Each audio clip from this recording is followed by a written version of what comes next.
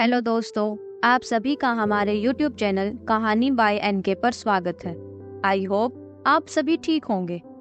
तो दोस्तों, आज हमारा 100 डेज 100 स्टोरी का 8वां दिन है और आज की हमारी स्टोरी एक दिल को छू जाने वाली है और यह कहानी दो दोस्तों के बीच की है और आज की हमारी कहानी है गरीब की दोस्ती।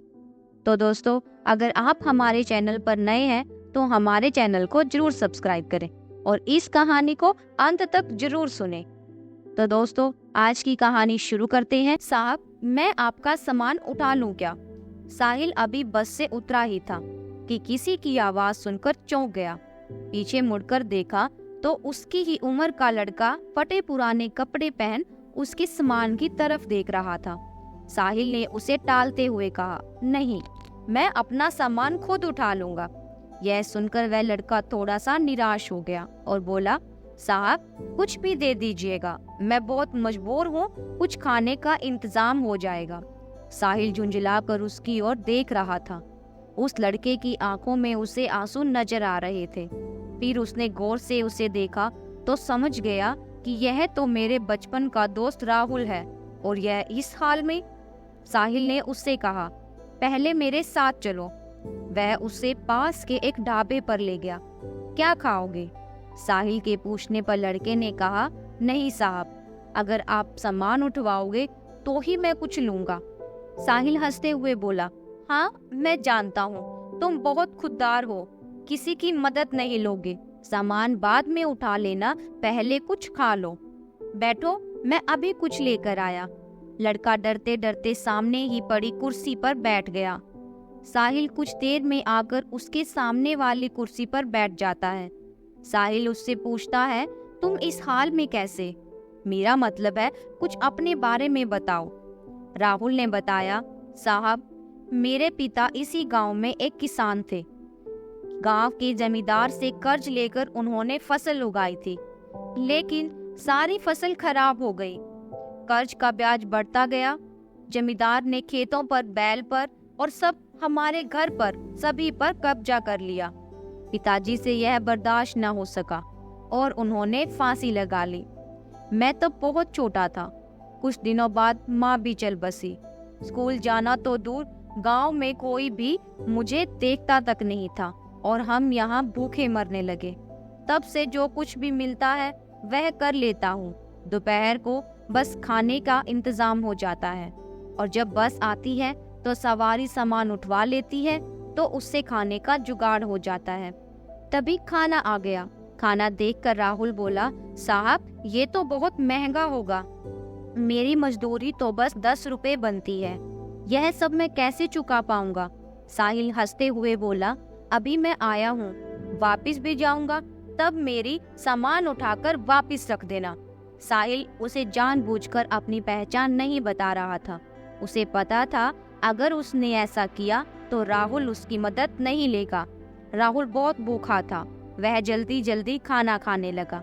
इधर साहिल कुछ देर के लिए अपने पुराने दिनों में खो गया। उस समय दोनों एक ही स्कूल में पढ़ते थे। दोनों साथ साथ खेलते थे। राहुल पढ़ने में बहुत तेज था। उसमें और साहिल में हमेशा प्रथम आने की होड़ लगी रहती थी। साहिल के पिता उसी स्कूल में अध्यापक थे। साहिल के पिता का ट्रांसफर हो गया तो उसके चलते साहिल को भी स्कूल छोड़कर शहर जाना पड़ा। आज वह कॉलेज में पढ़ता है। छुट्टियों में गांव के पुराने दोस्तों से मिलने चला आया। वैसे उसके चाचा भी उसी गांव में रहते हैं। साहिल को यह उम्मीद बिल्कुल नहीं थी कि उसका दोस्त उसे इस हालत में मिलेगा। साहिल अपने ही ख्यालों में खोया हुआ था। तभी राहुल ने उसे कहा, साहब, मेरा खाना हो गया है, चलिए आपका सामान उठा लेता हूँ। साहिल ने जवाब दिया, अभी चलते हैं, बैठो और कुछ अपने बारे में बताओ। अब कहाँ रहते हो और आगे क्या करोगे? राहुल ने जवाब दिया, साहब, क्या करोगे मेरे बारे में जानकर? मेरे जैसे लोग ऐसे ही सड़क पर मजदूरी करते रहते हैं और एक दिन ऐसे ही मर जाते हैं। एक समय था, हमारे पास भी सब कुछ था। वो जो सामने आप स्कूल देख रहे हैं, मैं वहाँ पढ़ा करता था। साहिल बोला, अब पढ़ने का मन नहीं करता? राहुल ने जवाब दिया, साहब, माता पिता का साया क्या होता है यह उसके जाने के बाद पता लगता है। मेरे पिता मुझे सरकारी अफसर बनाना चाहते थे। साहिल उसकी बातें गौर से सुन रहा था। राहुल को एक पल के लिए भी यह एहसास नहीं हुआ कि यह तो उसका बिछड़ा हुआ दोस्त है, क्योंकि साहिल के नए नक्शों से लेकर उसके पहनावा सब कुछ बदल चुका था। राहुल ने पूछा, साहब आप यहाँ किसके घर आए हैं? साहिल ने अपनी पहचान छिपाते हुए कहा, नहीं, बस ऐसे ही गांव में घूमने आया था। यहाँ कोई होटल मिल जाएगा? मुझे रुकने के लिए कुछ दिनों के लिए कमरा चाहिए। हाँ साहब, बस स्टैंड के पीछे ही एक होटल है। आपको शहर जैसा तो नहीं, पर ठीक ठाक है। मैं आपको वहाँ ले चलता हूँ, राहुल बोला। साहिल ने हाँ में सिर हिलाया। राहुल सामान लेकर आगे आगे और साहिल उसके पीछे पीछे चलने लगा। कुछ ही देर में वो होटल पहुंच गए। साहिल ने एक कमरा लिया। राहुल उससे कहने लगा, साहब अब मैं चलता हूँ। जब आपको जाना हो तो मुझे बता देना, मैं आपका सामान ले जाऊंगा। साहिल बोला, अरे रुको, ये कमरा मैंने हम दोनों के लिए लिया है, तुम मेरे साथ रहोगे। राहुल बोला, नहीं साहब, कहाँ मैं और कहाँ आप? वैसे भी मैं तो कहीं भी सो जाता हूँ। मेरा बिस्तर एक पेड़ के ऊपर रखा होता है, वहीं पेड़ के नीचे चबूतरों पर मैं सो जाता हूँ। मुझे जाने दो साहब। साहिल बोला, मुझे तुमसे बहुत सी बातें करनी है। जब तक मैं यहाँ हूँ तुम मेरे साथ रहोगे। मैं यहाँ किसी को नहीं जानता, तुम मुझे पूरा गांव घुमाओगे। राहुल कुछ ना बोल सका। कमरे में सामान रखने के बाद साहिल राहुल को लेकर एक कपड़े की दुकान पर पहुंचा। उसे नए कपड़े दिलवाए, नए जूते दिलवाए, फिर उसे लेकर होटल पर वापस आ गया। उसने राहुल की जरूरत का हर सामान खरीदा और उससे कहा, तुम नहा धोकर ये कपड़े पहनो, मैं अभी आता हूँ। राहुल को कुछ समझ नहीं आ रहा था। उसने नहा धोकर नए कपड़े पहने और अपने आप को शीशे में देख रहा था। तभी साहिल आ गया। राहुल अपने कपड़ों को देखकर रो रहा था। साहिल बोला, क्या हुआ, तुम्हें कपड़े अच्छे नहीं लगे? राहुल ने जवाब दिया, नहीं साहब, माँ की याद आ गई। वो अपने हाथों से सिलकर मुझे कपड़े पहनाया करती थी। कल मैं आपको अपना घर दिखाऊंगा जो जमींदार ने हथिया लिया है। साहिल उससे बैठकर बातें करने लगा। कितना कर्ज था तुम्हारा? राहुल ने कहा, साहब सब मिलाकर 50 से 60 हजार था, लेकिन अब तो वह 80 से 90 हजार हो गया होगा। काफी देर इधर उधर की बातें करने के बाद दोनों सो जाते हैं। सुबह साहिल राहुल को लेकर गांव घूमने आया। वहां राहुल ने उसे अपना घर दिखाया जो बंद पड़ा था। फिर वह उसे पेड़ के नीचे ले गया जहां कल तक वह सोता था। राहुल बोला, साहब यह पेड़ ही मेरे माँ बाप हैं, मैं यही सोता हूँ। साहिल ने बोला, राहुल मैंने तुमसे झूठ बोला था, मैं गांव घूमने नहीं, सिर्फ तुमसे मिलने आया था। यह सुनकर राहुल चौंक गया। साहिल ने बताया, मैं तुम्हारे बचपन का दोस्त साहिल हूँ। यह सुनकर राहुल गौर से साहिल के चेहरे पर देखने लगा। अब उसे उसमें अपना दोस्त नजर आने लगा। उसकी आंखों से टप टप आंसू बह रहे थे। साहब आप?